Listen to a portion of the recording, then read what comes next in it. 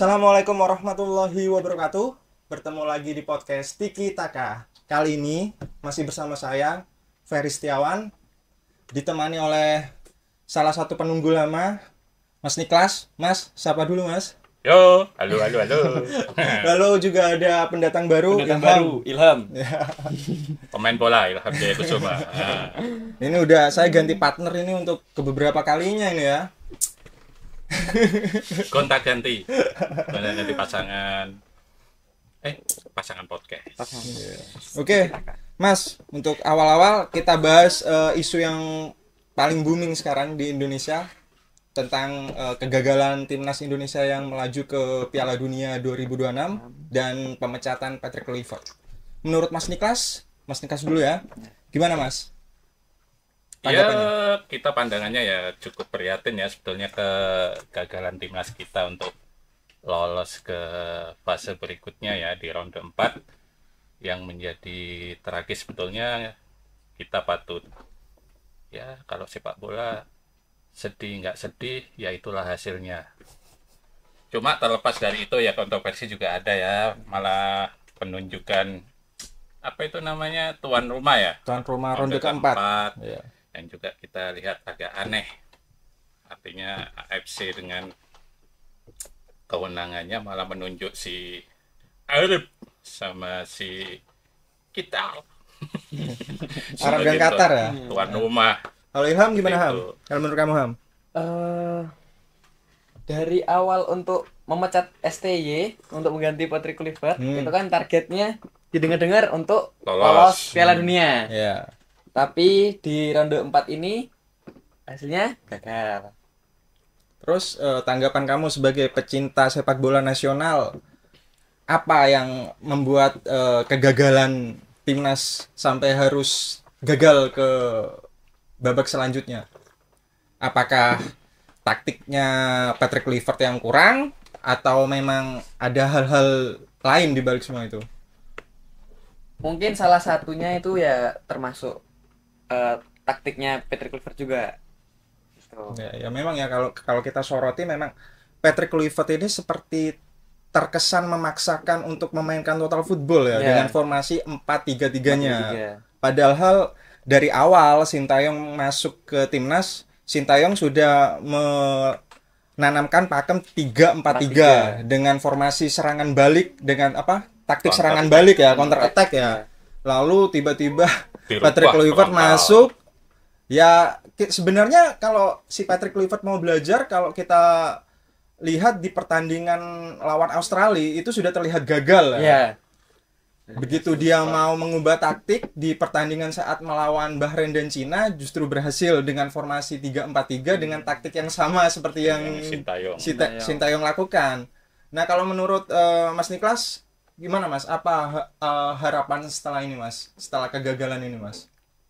Ya sebetulnya dari kegagalan ini kita PSSI ya harusnya kan bisa lebih jeli lagi bahwa karakter permainan kita, ciri khas pemain kita itu ibaratnya ya dengan gaya sepak bola yang lebih sesuai lah ya, sesuai dengan kalau kita mau masak itu masak soto, masak rawon, bahan bakunya kan harus sesuai pas ya, gitu kan, nggak kurang nggak lebih lah ya, nggak kurang. Kita mau bikin soto tahunya yang kita sediakan bahannya rawon, artinya kan beda. Ini sepak bola kok bahas makanan, ini beda ini masalah ini. Mau kalau bahas kok Efek lada bubuk tadi yang nggak tampil itu kurang lada bubuk, akhirnya kita bahas makanan di sepak bola kan ya. Artinya pemecatan Patrick Kluivert itu saya rasa kan juga bagian dari kultur sepak bola ya. Artinya kita coba mencari peramu koki yang pas untuk timnas supaya kedepannya mungkin kita targetnya nanti di Piala Asia 2027 ya. Itu kita menemukan komposisi pelatih yang pas yang bisa meramu semua pemain ini menjadi sebuah kekuatan yang disegani juga. Sorry saya agak mundur ke belakang ya. Tadi Mas Niklas membahas soal kultur. Soal kultur tadi kan berhembus isu Sintayong itu dipecat karena kultur yang berbeda dengan pemain-pemain naturalisasi yang didominasi oleh pemain asal Belanda. Lalu juga katanya ada bahasa juga. Nah itu kalau menurut Mas Niklas sama Ilham gimana tuh? dengan kultur yang sama pun sepertinya kita juga nggak bisa berbicara banyak. Padahal saat di era Sintayong, saat kita melawan tim-tim asal Timur Tengah, bahkan kita pernah menang lawan Kuwait 1-2 di kandangnya Kuwait itu. Dengan pergantian itu malah, kalau jujur, kalau menurut saya pribadi, kok malah mundur. Ya, mundurnya berarti kan itu semua memang kultur atau apa ya, memang berpengaruh, tapi sepertinya taktik di lapangan juga berpengaruh. Gimana kalau menurut Ilham dan Mas Niklas sendiri? Ilham dulu lah. Kalau menurut Ilham sendiri ya dari awal taktiknya nih Mas yang perlu untuk dimajuin lagi. Padahal sudah ada pandit-pandit seperti Coach Justin dan Towel kan bilang katanya di balik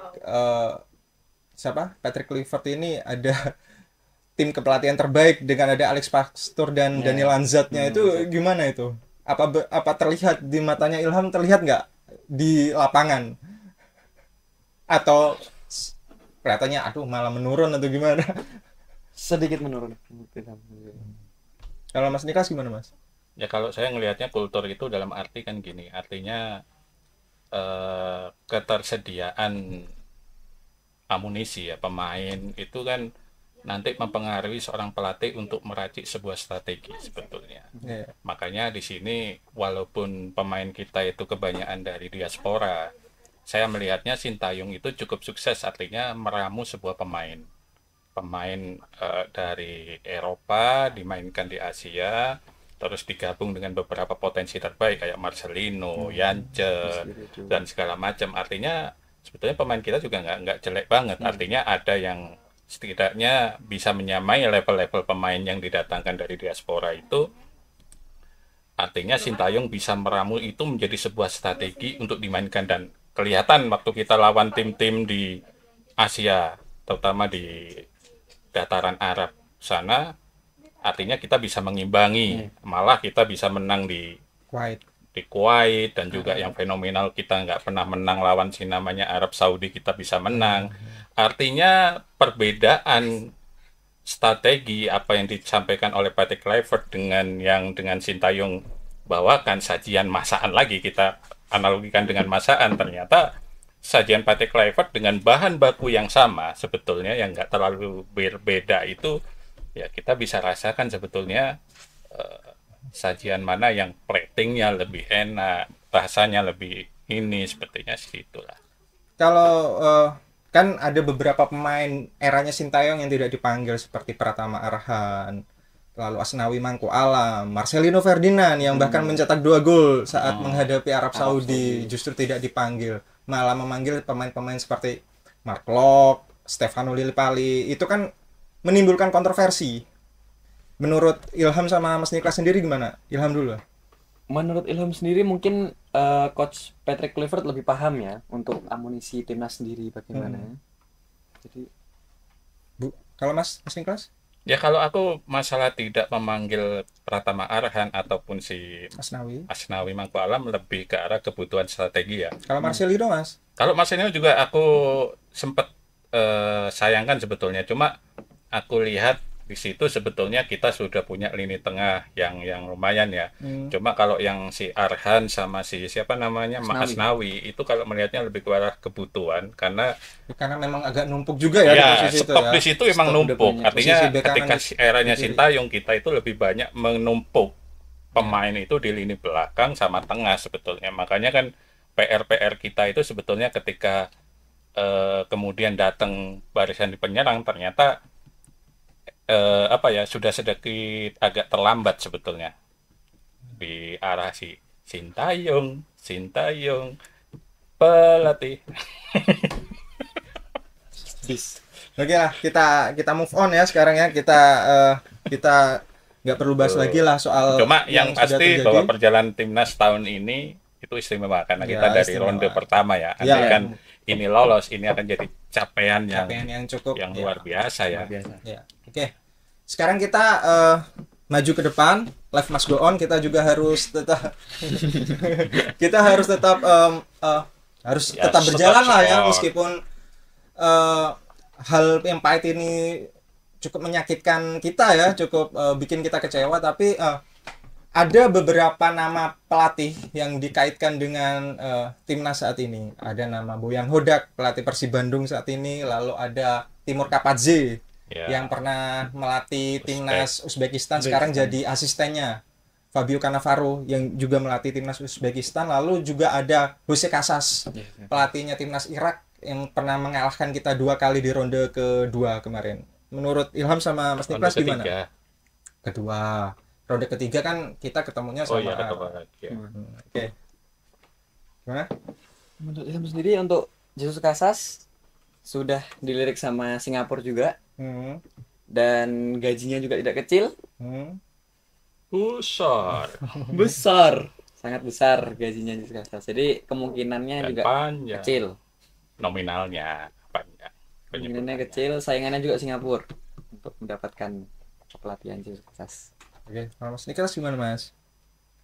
Ya kembali lagi ya, masalah soal pelatih itu saya paling senang menganalogikan dengan kita masih ada di dapur sebetulnya, karena efek kontaminasi pupuk lada tadi ya.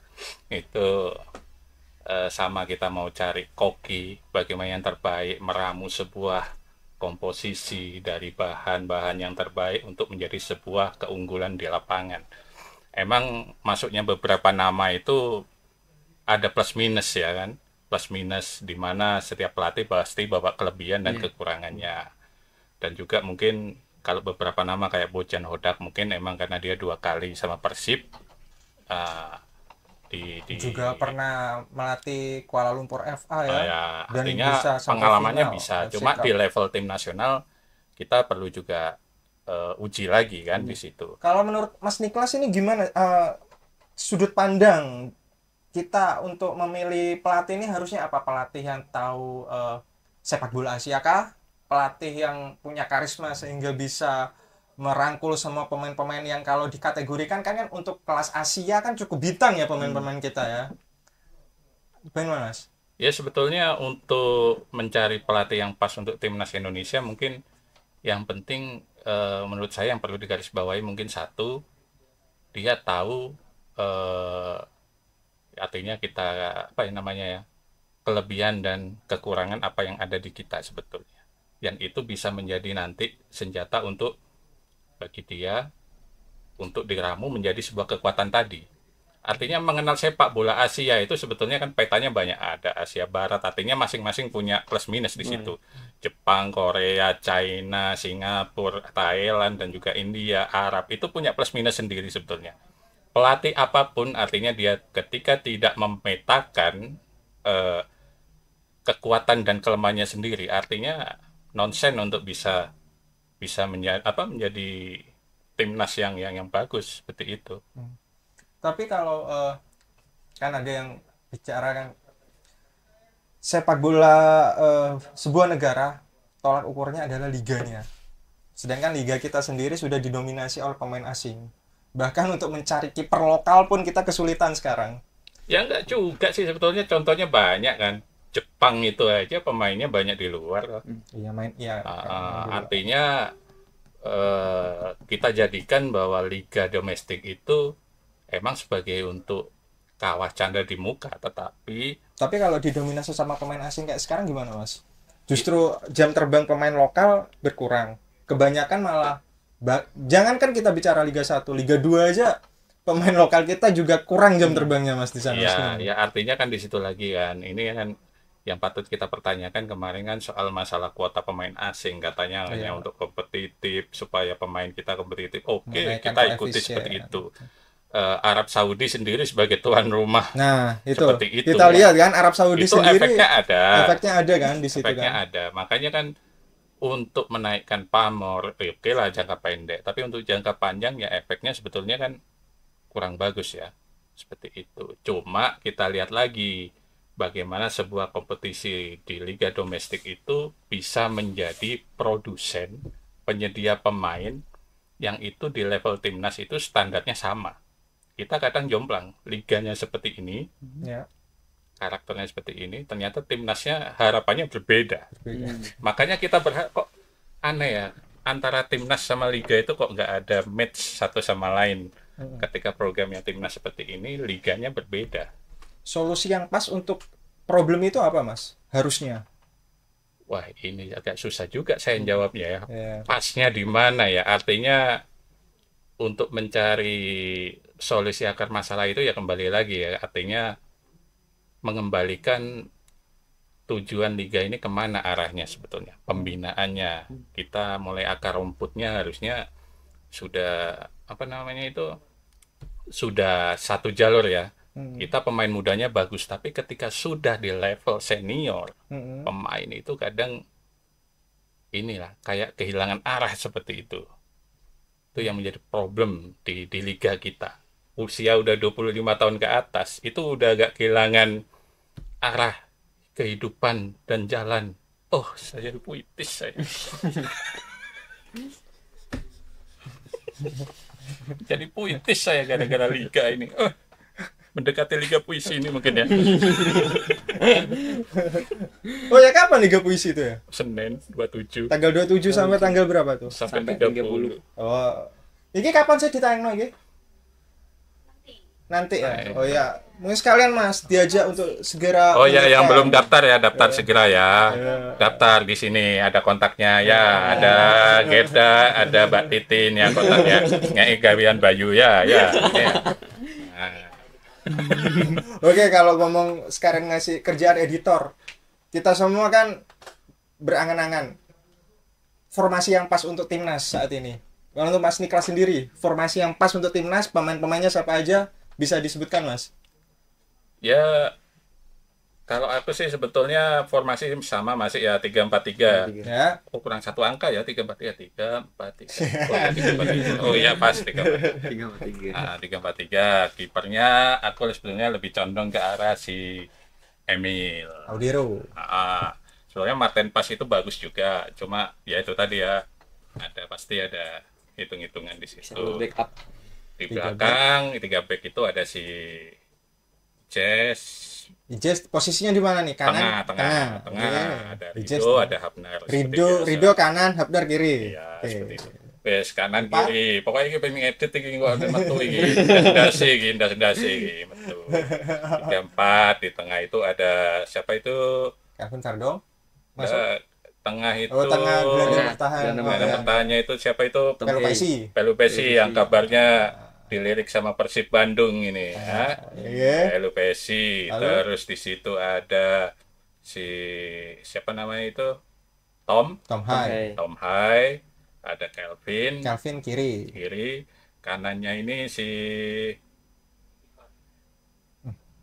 bukan Ivan. Siapa sih satu itu? Kevin Dix. Enggak Kevin Dix itu lebih ke arah spill sebetulnya. Sandy Wells. Sandy Wells itu bisa. Terus tengahnya depan itu sebetulnya ada Ole, ada si siapa itu? Terensin itu siapa Terensin? Marcelino sama si Urat Mangun. Nah, itu aku lebih percaya kita formasi waktu kita lawan Arab di pertandingan pertama. Saat kita seri itu. Iya. Kalau kamu? Sama mungkin, tapi di gelandang pertahannya yang berbeda. Siapa? Ada Tom Hay sama Ivar Jenner. Jenner? Ya. Oke. Ada hubungan apa kamu sama Jember? Orang Jember kamu. Bukan nyanyi Dila kamu. Oke. Sekarang kita bahas sepak bola internasional nih. Kita bahas IPL kemarin ada kejutan, kalau menurut saya kejutan ya. MU bisa menang lawan MU di kandang Liverpool. Gimana Mas? Menurut sampean ini Mas? Ya sebetulnya ini patut disyukuri sama pendukung MU yang sudah lama merindukan menang di Anfield. Ya. Begadang nonton bola boleh asalkan timnya jago Mas. MU itu udah 10 tahun nggak menang di Anfield. Sekali kalah di situ juga, skornya juga 7-0. Nah, kemarin gol cepat Boimo dan si McGuire. Saya nyebutnya McGuire kemarin itu kan. McGuire ini luar biasa ya. Ya, patut disyukuri lah, setidaknya guanya kosong untuk sementara ya. Untuk menghirup udara dulu. Oh iya. Menurut kamu gimana Ham kemarin Ham? Menurut aku sendiri mungkin Liverpool juga lagi ada di posisi terburuknya karena 4 kali. 3 kali. Kalau di Liga 3 kali beruntun kalah itu. Kok justru saya menyoroti sejak kedatangan Isak permainan Liverpool kok semakin menurun ya. Justru malah lebih bagus Ekitike kalau menurut saya. Kalau menurut kamu gimana tuh? Sama apa atau gimana? Isak sama Wirtz itu sedikit flop gitu namanya. Kalau Ekitike kok seperti bisa langsung nyetel gitu ya. Kalau menurut Mas Niklas gimana Mas? Ya kemarin itu kan ada banyak juga ya yang meramalkan bahwa duet Ekitike sama Isak itu akan jadi salah satu penyerang tersubur kan. Cuma masalahnya kan di sini Arne Slot mungkin harus setidaknya meredam yang namanya ego, yaitu tadi bintang. Ego bintang ini saya lihat di Liverpool ini belum bisa dijinakkan di ruang ganti. Bahkan kalau kita ingat sebelum pertandingan ini di pertandingan Liga atau FA Cup kemarin yang Ekitike kena kartu merah karena selebrasi emosionalnya itu itu seperti dia memang seperti melepas emosi karena tidak dipasang sebagai pemain utama sih seperti itu. Kalau mau saya melihat di situ ego, artinya pemain bintang itu yang sisi beratnya Liverpool banyak menumpuk pemain bintang. Disitulah sisi egonya yang belum bisa dijinakkan. Artinya namanya superstar ini menjadi bumerang juga bagi Liverpool sebetulnya. Lalu kemarin juga ada berita yang cukup mengejutkan ya. Enge Postecoglou harus dipecat padahal baru 39 hari melatih gitu. Setelah kalah 2-3 lawan Chelsea. Gimana itu kalau menurut Ilham dan Mas Niklas? Ya kalau menurut saya sih sebetulnya terlalu dini ya dari 3 laga sudah dipecat. Tapi masih beruntung daripada si bapak kepala pelontos si Erik ten Hag kan ya kan. Ya kan?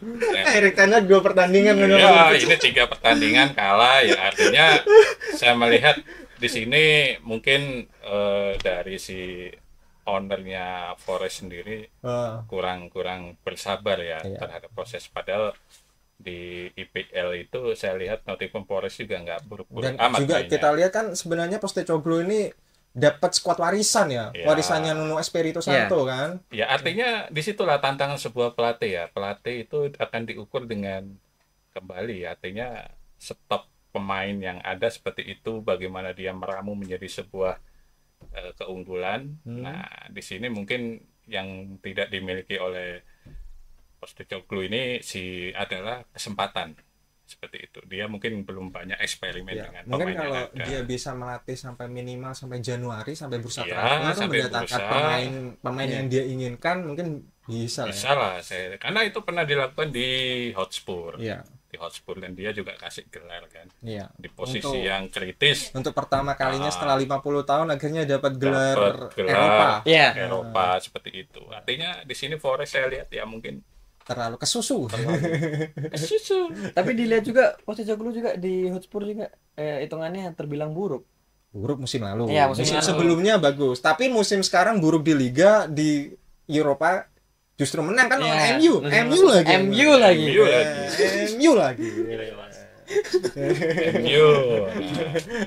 Akhirnya tampil di Champion kan. Seperti itu. Dan menangnya lawan MU lagi kan. Final ngelawan MU lagi. Lalu ada berita Roberto Mancini yang akan menggantikan Postecoglou. Ini gimana ini? Wah, ini enggak, kabar terakhir bukan Roberto Mancini. Emang sempat ada suntikan masuk. Tadi saya lupa apa namanya itu, pelatih ini menjadi kandidatnya Forest. Itu saya lupa namanya apa tadi, saya baca sepintas pas pagi tadi. Lupa saya, cuma ya itu tadi, kalau emang mau informasi ini ya jangan lupa klik itu radarbanyuwangi.id, di situ ada semua itu penting itu. radarbanyuwangi.id itu di situ info seputar bola, gosip, luar lapangan sepak bola sampai dalam bolanya ada di situ. Oke, kita sekarang beralih ke Bundesliga.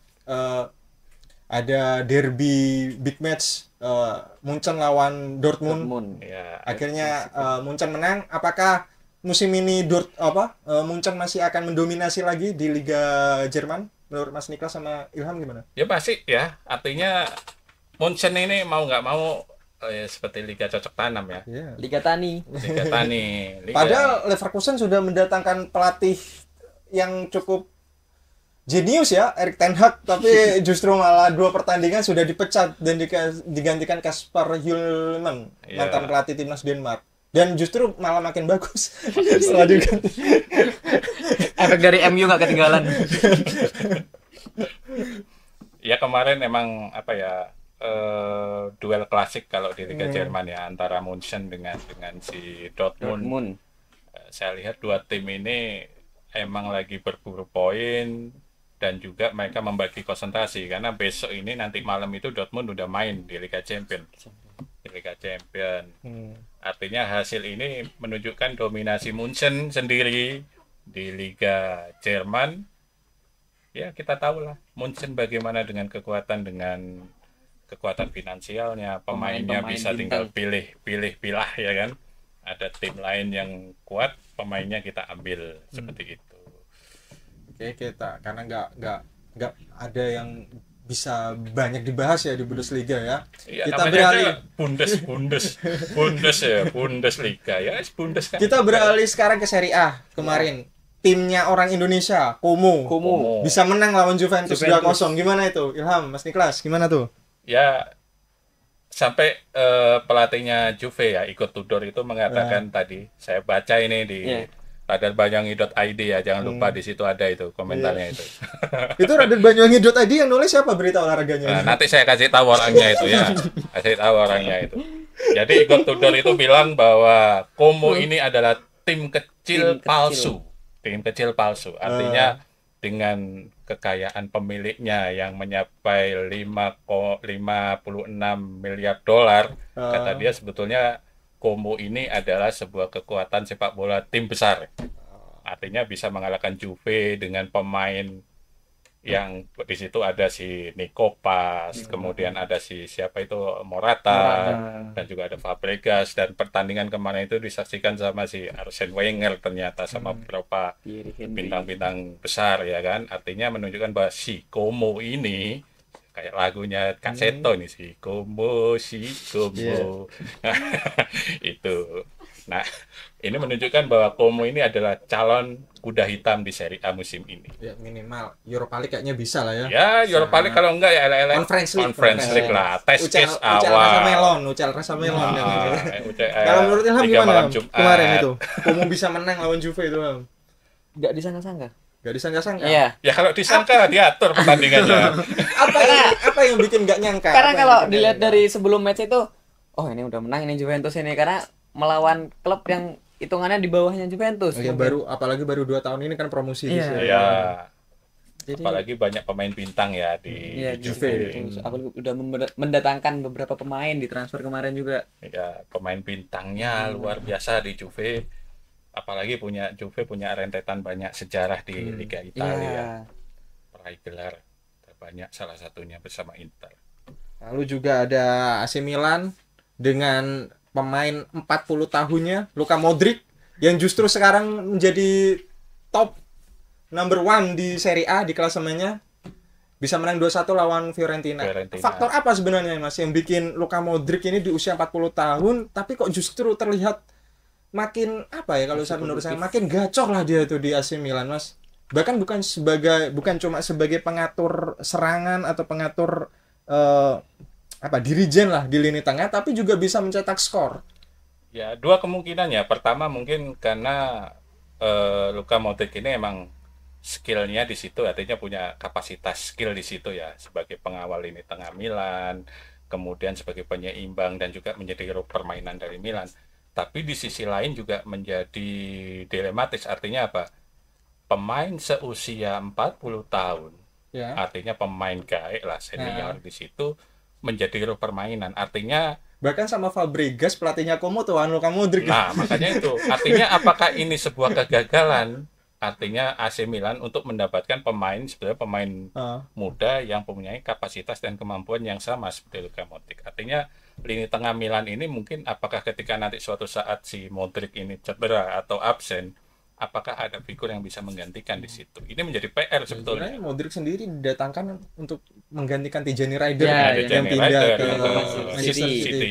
Tapi justru menurut saya malah lebih nyetel si Modric loh untuk posisi itu loh di Milan tuh saat ya artinya kan Modric ini mulai dari Spurs sudah kita lihat kan bagaimana model dia, terus dia tampil di Piala Dunia menjadi tim nyawa bagi timnya, bagaimana permainan dia mengawal lini tengah tidak hanya sebagai penyeimbang itu tadi, kreator, dia juga sebagai eksekutor untuk mencetak skor bagi timnya. Disinilah yang menjadi pekerjaan utama sekarang bagi Milan. Artinya apa? Ada nggak pemain yang bisa disiapkan untuk mengcover si Modric ini suatu saat ketika terjadi mungkin ya itu tadi dia absennya mungkin Alpa sakit izin seperti itu. Nah, minimal kalau Piala Dunia 2026 kayaknya masih bisa main lah Modric ini. Ya masih bisa, kita nanti bisa lihat itu Piala Dunia, artinya gerbong itu masih ada Ronaldo, Messi. Nah, Messi katanya udah pensiun Mas di timnas. Ya namanya abang-abang lambe ya. Nah, kita belum buktikan itu si Messi itu. Kalau menurut kamu gimana Ham? Kemarin tuh Ham. Mungkin karena pengalaman yang didapatkan oleh Modric juga ya. Yang udah dari awal di Spurs terus di Real Madrid yang cukup lama itu kan ya.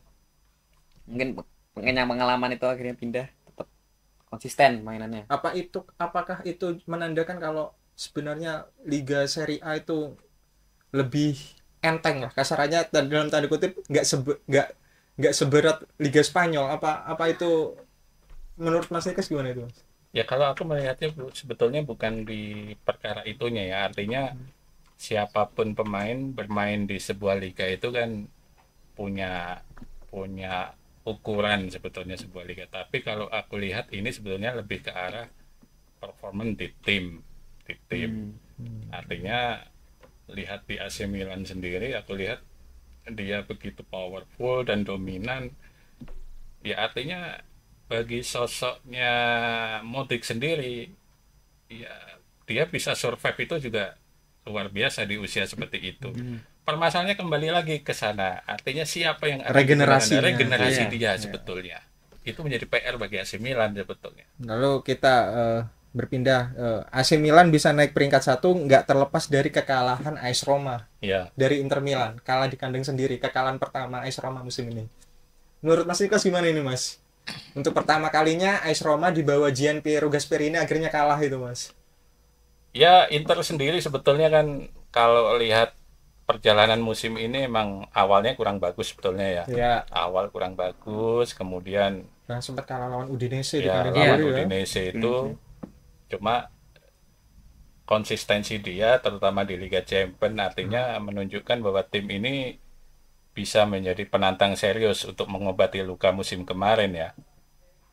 Musim kemarin gimana sudah diunggulkan jauh untuk memenuhi Scudetto, dia Inter terpeleset sendiri sebetulnya. Kalau menurut kamu gimana Ham?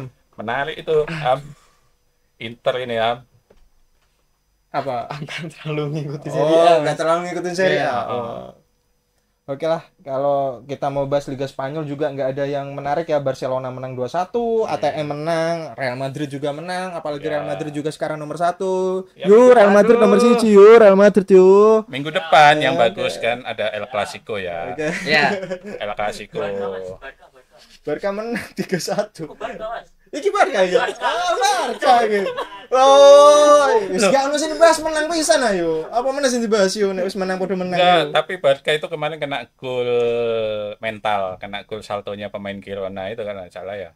Axel Witsel. Ya, itu mantan pemainnya Rashford juga masih angin-anginan kan. Rashford itu masih angin-anginan. Oh ya, kalau menurut kamu nih sebagai fans Barca, sekarang kan di Barca itu ada Lewandowski, ada Rashford, ada Ferran Torres. Sosok sebagai goal getter yang paling pas untuk formasinya Hansi Flick yang sekarang itu siapa? 4-2-3-1 ya? Ya. Kok saya ngeliat juga Lewandowski sepertinya udah nggak angin-anginan kayak sebelum-sebelumnya sih. Udah tua, faktor usia juga. Tapi diincar Atletico Madrid loh itu kabarnya. Memang ada yang suka pemain tua, pemain guaan, Luis Suarez. Iya, santen masalahnya. Yang dicari santennya. Itu gimana? Menurut Ilham sendiri mungkin yang cocok menggantikan Lewandowski ada Ferran Torres karena pengalaman di Barcelona yang cukup lebih. Rashford mungkin lebih ke left. Padahal di left ada Rafinha. Rafinha bisa taruh di attacking tengah. Oke. Kanannya Yamal. Yamal. Ya udahlah kalau gitu kayaknya cukup sekian dulu di podcast Tiki Taka kali ini. Mas Niklas mau ada yang ditambahin, Mas? Ya, jangan lupa ya simak selalu informasi sepak bolanya di radarbanyangi.id. Klik setiap saat. Di situ ada informasi tidak hanya bola, tapi juga semuanya. Yang nulis berita sportnya siapa, Mas? Nanti saya kasih tahu. Saya kasih tahu orangnya. Nah, itu. Radarbanyangi.id banyak informasi untuk Anda. Jangan lupa subscribe, jangan lupa like, jangan lupa pencet tombol loncengnya supaya kamu mendapat notifikasi dari Radar Banyuwangi. Assalamualaikum warahmatullahi wabarakatuh.